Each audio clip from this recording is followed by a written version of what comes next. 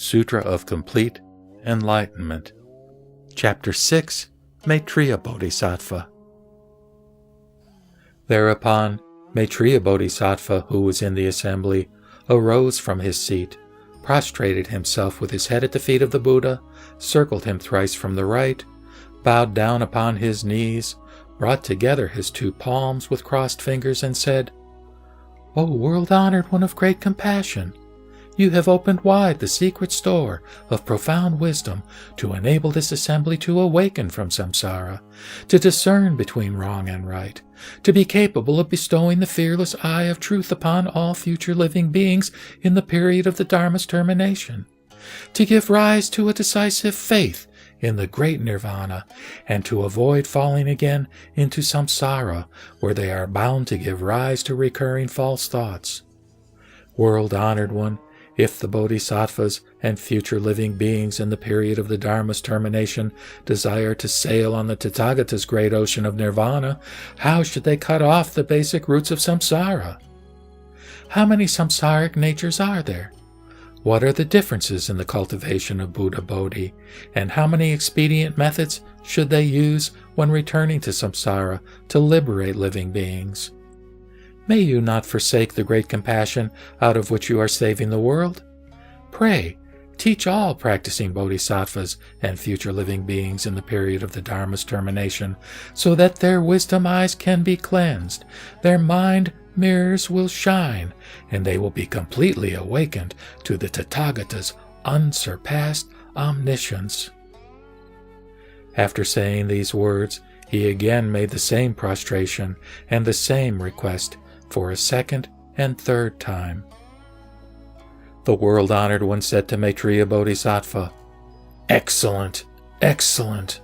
Virtuous man, it is good that for the benefit of bodhisattvas and future living beings in the period of the Dharma's termination, you can ask about the Tathagata's profound, secret, and abstruse whole truth, so that these bodhisattvas' wisdom eyes can become pure, and that all future living beings in the period of the Dharma's termination can cut off the basic root of samsara forever, can be awakened to reality, and can rest in the patient endurance of the uncreate.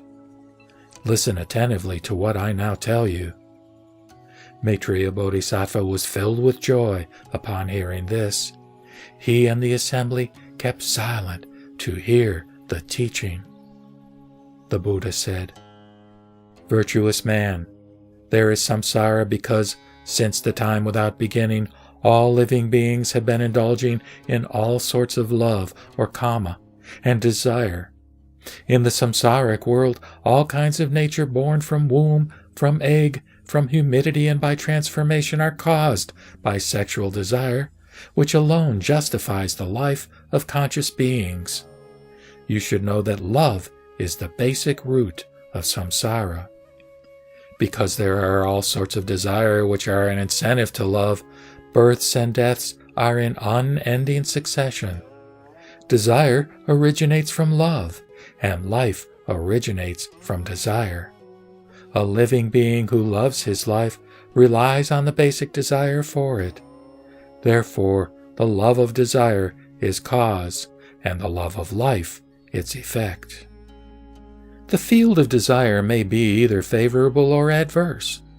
If the situation is adverse, the rise of feelings of dislike and envy will cause all sorts of evil karmic deeds, resulting in rebirth in the worlds of animals, hungry ghosts, and hells.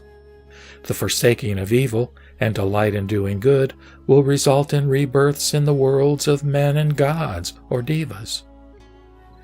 If love is known as objectionable, the subsequent forsaking of love and the delight in so doing will again stimulate basic love and will result in developing good fruit, which is fundamentally samsaric and does not ensure the attainment of sainthood. Therefore, all living beings who want to be liberated from birth and death and to escape from samsara should first cut off their desire and eradicate their love. Virtuous man, a bodhisattva appearing in the world to convert others does not do so by love. His is uncaused benevolence and compassion, the object of which is to teach others to forsake love. He enters the realm of birth and death by expediently showing desire for it.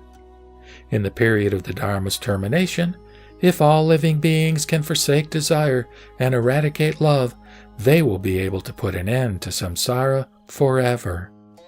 In their keen quest of the Tathagata state of complete enlightenment, they will be awakened to the pure and clean mind.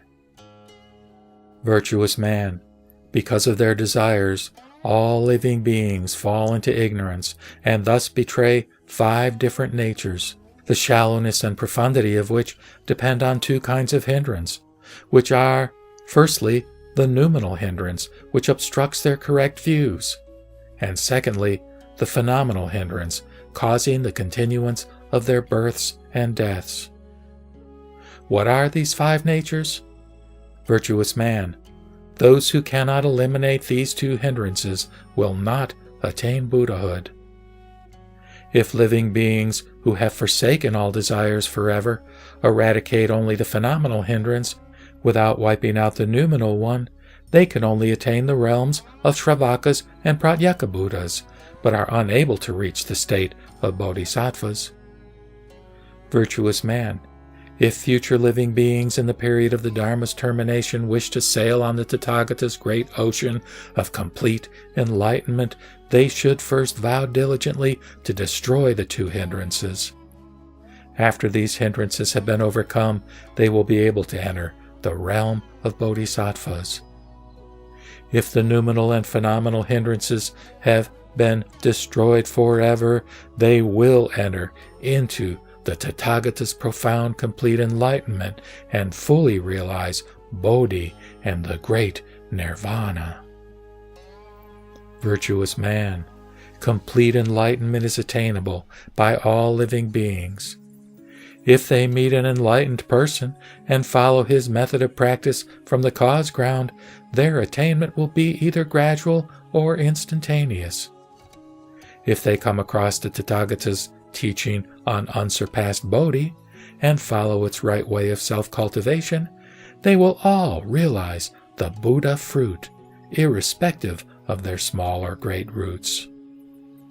If in their quest of a learned teacher, living beings meet one who holds heterodox views and has not been awakened to the real, their resultant nature will be that of heretical seed. This is due to the teacher's falsehood and not to their faults.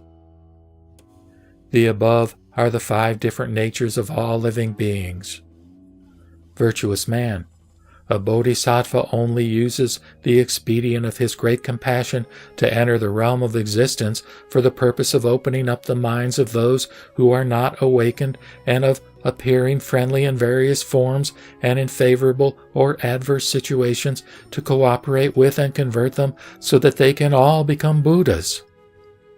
In so doing, he relies entirely on the power of his pure and clean vow, taken since the time without beginning.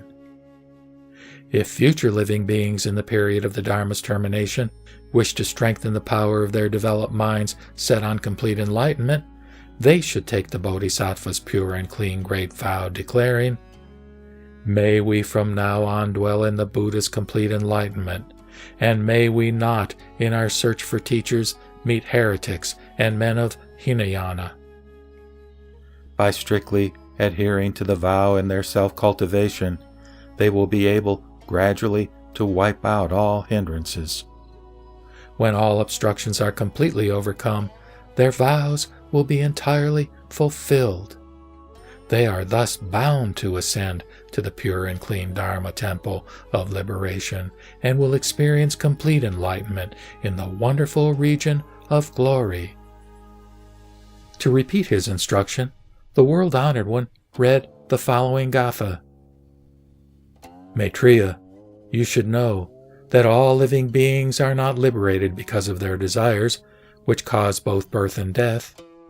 If like, dislike, stupidity, greed, and hate are all uprooted, no matter how their natures differ, they will all attain to Buddhahood. When the 2 hindrances are killed for good, The quest of right teachers to awakening leads by keeping to a bodhisattva's vow and abiding in the last nirvana.